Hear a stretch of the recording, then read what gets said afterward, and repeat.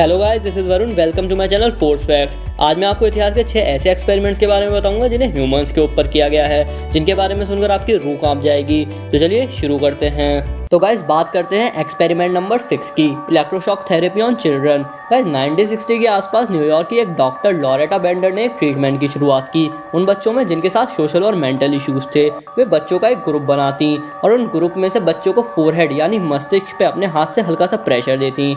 अगर बच्चा प्रेशर सहन कर लेता था तो वो डॉक्टर के अकॉर्डिंग नॉर्मल होता, लेकिन अगर नहीं सहन कर पाता तो वो उसे अपने साथ ले जाती थी। उसकी नज़र में दिमागी बीमारी होती। ऐसा माना जाता था उस डॉक्टर में बच्चों को लेकर कोई सिंपैथी थी ही नहीं। वो अपने साथ ले गए बच्चों को इलेक्ट्रिक शॉक देती। डॉक्टर लॉरेटा बेंडर ने करीब 100 बच्चों को अपने इलाज के दौरान इलेक्ट्रिक शॉक दिया, जिनमें से सबसे कम उम्र के 3 वर्ष के बच्चे थे। तो गाइस बात करते हैं एक्सपेरिमेंट नंबर 5, इन्फेक्टेड मॉस्किटोज इन टाउन्स। गाइस इस एक्सपेरिमेंट की स्प्रेडिंग पैटर्न की थ्योरीज आज के कोरोना वायरस के स्प्रेडिंग पैटर्न की थ्योरीज से कुछ मिलती जुलती हैं। गाइस 1956 और 1957 में यूनाइटेड स्टेट्स की आर्मी ने बायोलॉजिकल वॉर के लिए एक्सपेरिमेंट्स किए। उन्होंने सवाना, जॉर्जिया और एवॉन पार्क, फ्लोरिडा, उन्होंने इन शहरों में लाखों इन्फेक्टेड मॉस्किटोज यानी मच्छर छोड़ दिए, सिर्फ ये देखने के लिए कि ये मॉस्किटोज येलो फीवर और डेंगू फीवर फैला सकते हैं नहीं। इसमें हैरानी की बात नहीं है कि रिसर्चर्स ने फीवर, ब्रीदिंग प्रॉब्लम और स्टिल बर्थ यानी कि मरे हुए बच्चे पैदा होना और टाइफाइड शामिल बीमारियों का सामना किया। अपने एक्सपेरिमेंट्स के रिजल्ट की फोटोग्राफ लेने के लिए यूएस आर्मी के रिसर्चर्स ने पब्लिक हेल्थ वर्कर्स होने का बहाना किया। इस रिसर्च के रिजल्ट में बहुत से लोग मारे गए। तो गाइस आज के कोरोना वायरस की भी स्प्रेडिंग थ्योरीज कुछ इसी तरह की लगती हैं। तो गाइस बात करते हैं एक्सपेरिमेंट नंबर 4 की, Nazi human experimentation. Guys Nazi human experimentation में बहुत सारे मेडिकल एक्सपेरिमेंट्स हुए जो कि कैदियों पे और साथ में बच्चों पे भी हुए। गाइस 1940 मतलब सेकेंड वर्ल्ड वॉर के टाइम पे नाजी जर्मनी ने बहुत से लोगों पे एक्सपेरिमेंट किए जिससे लोगों की मृत्यु हुई या वो परमानेंट फिजिकली डिसेबल्ड हो गए। स्पेशली जो दर्दनाक एक्सपेरिमेंट थे वो थे जुड़वा बच्चों को जेनेटिकली मैनिपुलेट करना, यानी कि उनके जीन्स के साथ छेड़छाड़ की गई, जैसे कि उनके body parts like bones, muscles के स्ट्रक्चर्स को चेंज करने की कोशिश की गई और उनके कुछ ऑर्गन्स को बीमारी और कुछ केमिकल गैसेस के साथ एक्सपोज किया और उनका रिजल्ट क्या आता है ये देखा, जिसमें बहुत बच्चों की मृत्यु भी हो गई। उन डॉक्टर्स ने वो सब एक्सपेरिमेंट किए जो एक निर्दयी डॉक्टर सोच सकता था और वॉर खत्म होने के बाद उन डॉक्टर्स पे मुकदमा भी चला।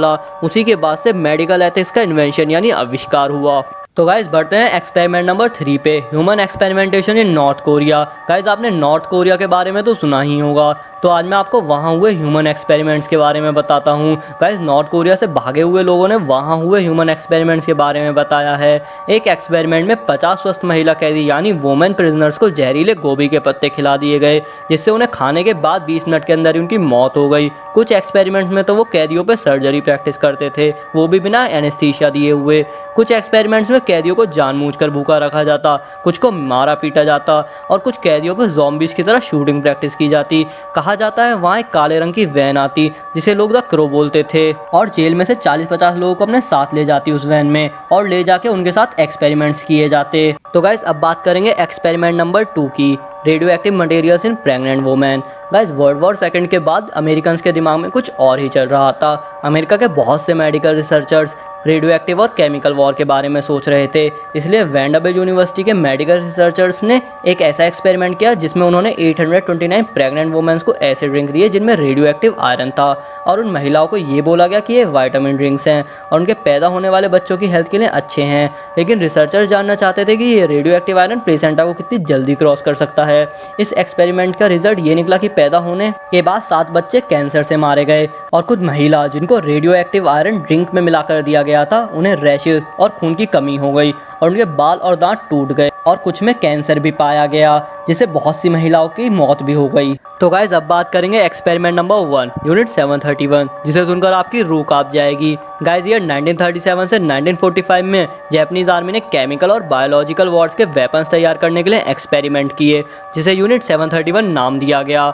गाइस जापान का सबसे बड़ा शहर हार्बिन, जो कि अब नॉर्थ ईस्ट चाइना में आता है, वहाँ की यूनिट 731 हिस्ट्री के वॉर क्राइम्स में से सबसे ज़्यादा पॉपुलर है। उन्होंने चाइनीज और रशियंस, आदमी, बच्चे, बूढ़े और प्रेग्नेंट वुमेन्स पे एक्सपेरिमेंट किए, जिसमें उन्होंने उनकी जिंदा यानी कि लिविंग बॉडीज़ में से ऑर्गन्स निकाले जिससे ब्लड लॉस कैसे होता है ये पता कर सके और बायोलॉजिकल अटैक्स कैसे होते हैं उनकी भी स्टडी कर सके। ऐसे उन्होंने बहुत बायोलॉजिकल वेपन्स की टेस्टिंग की।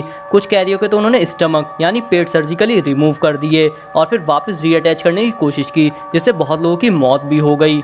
साइंटिस्ट जो कि यूनिट 731 से जुड़े हुए थे वो किसी न किसी तरह पॉलिटिक्स, बिजनेस और मेडिसिन करियर से भी जुड़े हुए थे। तो गाइज ये थे इतिहास के कुछ ऐसे ह्यूमन एक्सपेरिमेंट जिन्हें शायद कोरोना वायरस के रूप में आज भी दोहराया जा रहा है, लेकिन इसका कोई प्रूफ अभी तक सामने नहीं आया है।